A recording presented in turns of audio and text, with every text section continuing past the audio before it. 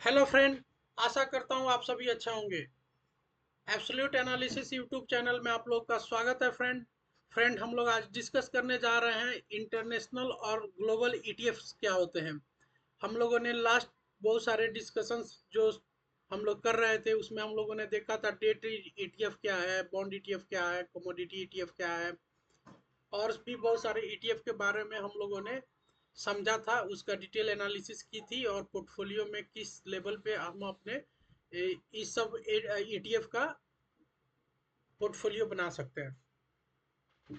तो फ्रेंड आज का टॉपिक है इंटरनेशनल और ग्लोबल ईटीएफ क्या होते हैं। नेम सजेस्ट कर रहा है कि फ्रेंड्स जो इंटरनेशनल ईटीएफ होते हैं, जो इंटरनेशनल मार्केट में जो इन्वेस्टमेंट होता है या पोर्टफोलियो इन्वेस्टर क्रिएट करते हैं वो इंटरनेशनल मार्केट में इन्वेस्टमेंट होता है। जैसे आप लोग देख पा रहे होंगे बहुत सारे जैसे इंडिया के ईटीएफ है, इंडिया में जो भी ईटीएफ कंपनी है जिन्होंने इंडेक्स अपना बनाया है, जैसे निपॉन इंडिया हो गया, या आपका कोटक महिंद्रा हो गया, एचडीएफसी बैंक हो गया, बहुत सारे ईटीएफ्स जो है इंडिया के इंटरनल मार्केट में इन्वेस्टमेंट करते हैं। जब कुछ फंड्स जो होते हैं जो इंटरनेशनली इंडिया में आप रहोगे बट आपका फंड जो है, आपका पैसा जो है ग्लोबली ग्लोबल कंपनियों में इन्वेस्टमेंट होगा। तो वो इन्वेस्टमेंट किस तरह से करते हैं, उसका पोर्टफोलियो किस तरह से क्रिएट करते हैं, क्या क्या स्टेप्स होते हैं, उसका हम लोग आज डिस्कस करेंगे। तो फ्रेंड आप लोग देख पा रहे होंगे स्लाइड्स में बेस्ट एग्जांपल है कि आप लोग इंडिया में रह करके भी नेस्डेक 100 ईटीएफ में इन्वेस्टमेंट कर सकते हैं। ग्लोबल टेक्नोलॉजी कंपनी में आप लोग इन्वेस्टमेंट कर सकते हैं और इसमें आप जाकर के ग्लोबल ईटीएफ का एक्सपोजर ले सकते हैं। इसका बेस्ट एग्जांपल है friend Motilal Oswal Nasdaq 100 ETF. ये जो क्या करता है, मोतीलाल ओसवाल कंपनी जो है इंडिया की कंपनी है बट यूएस के जो नेस्डेक मार्केट होते हैं उसमें 100 ईटीएफ में इन्वेस्टमेंट करता है, जैसे गूगल हो गया, मेटा हो गया, फेसबुक हो गया। ओके। और इस तरह जो यूएस की 100 कंपनी है, जैसे यहाँ इंडिया में निफ्टी 50 कंपनियों का इंडेक्स है जहाँ से इंडिया का शेयर मार्केट ड्राइव होता है, जो इंडिया की प्रीमियम कंपनियां हैं। उसी तरह यूएस की जो 100 प्रीमियम कंपनी है उसमें जो आपको इन्वेस्टमेंट करना है तो आप लोग जाकर के मोतीलाल ओसवाल नेस्डेक से ईटीएफ 100 ईटीएफ फंड में इन्वेस्टमेंट कर सकते हैं।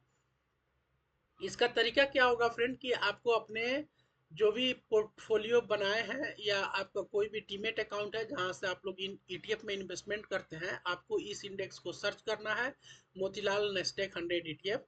आपको वो ईटीएफ आ जाएगा। अभी मैं आप लोग को दिखाता हूं कि कैसे सर्च करना है फ्रेंड। तो आप लोग भी जाके सेम स्टेप को फॉलो कर सकते हैं और सर्च कर सकते हैं।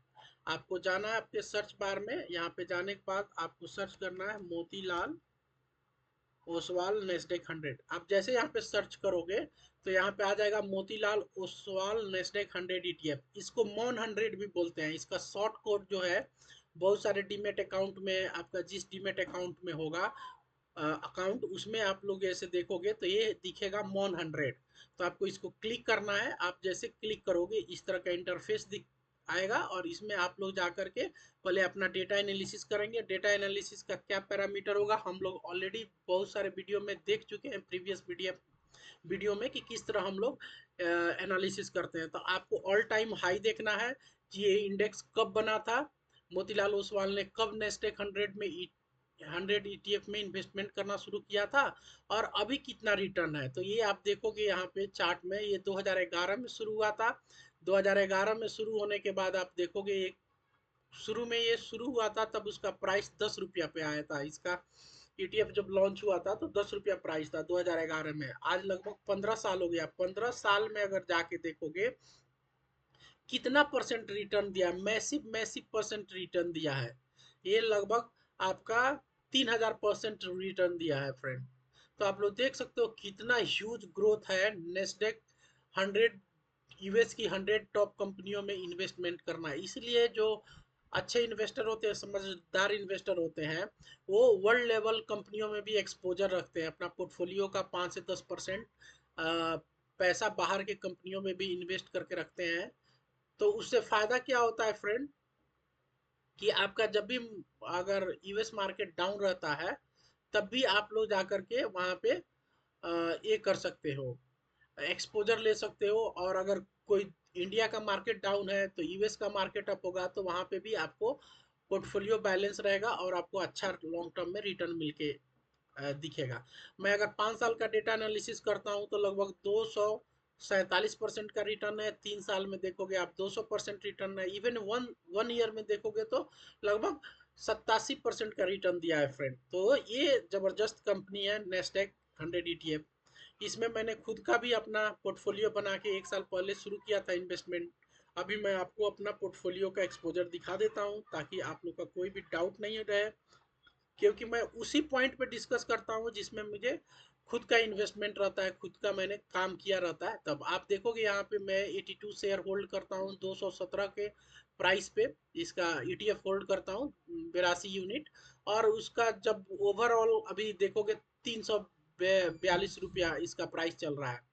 10,000 यहाँ पे टोटल अगर देखोगे तो मेरे को 57% का रिटर्न दिया है 1 साल के अंदर में।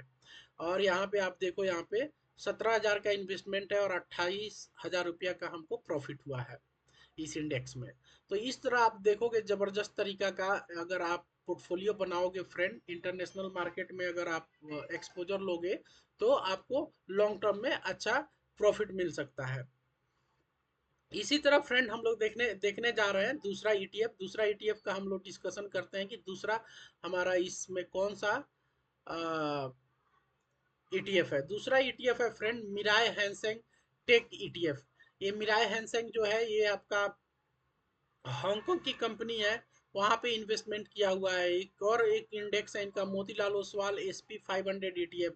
ये भी यूएस के मार्केट में इनका इन्वेस्टमेंट है। तो इस तरह ये मिराय कंपनी भी है, वो हैंसेंग में आपका हैंसेंग जो है चाइना और हांगकांग की जो टेक कंपनियां हैं उसमें इन्वेस्टमेंट किया हुआ है। और मोतीलाल ओसवाल का एक और इंडेक्स है SP 500 ETF। तो ये आपका फिर से यूएस मार्केट में इन्वेस्टमेंट है। तो इसको हम लोग क्विकली देख लेते हैं कि इसमें किस तरह का इन्वेस्टमेंट और क्या क्या है। तो आप देखोगे, आपको जस्ट सर्च करना है। यहाँ पे आप देख पा रहे होगे मैं डेटा दिखा रहा हूँ मिराय एसेट। यहाँ पे न्यू न्यू NYSE है, न्यूयॉर्क फैंग, एन फैंग इसको बोलते हैं शॉर्ट में। ओके, तो इसमें भी आप, ये भी इंटरनेशनल ETF है। एक आपका है MAS Top 50, ये भी इंटरनेशनल ETF है फ्रेंड। एक है आपका MAKTH, ये भी इंटरनेशनल ETF है। तो ये जो 3 ETF मैंने बताया और एक चौथा जो था नेस्डेक का वो भी ETF है। तो ये सब इंटरनेशनल ETF का कैटेगरी में आता है फ्रेंड। आप लोग जा करके वहां से सर्च करके पोर्टफोलियो बना सकते हैं। जैसे मैं दिखाता हूँ मिराय का, मिराय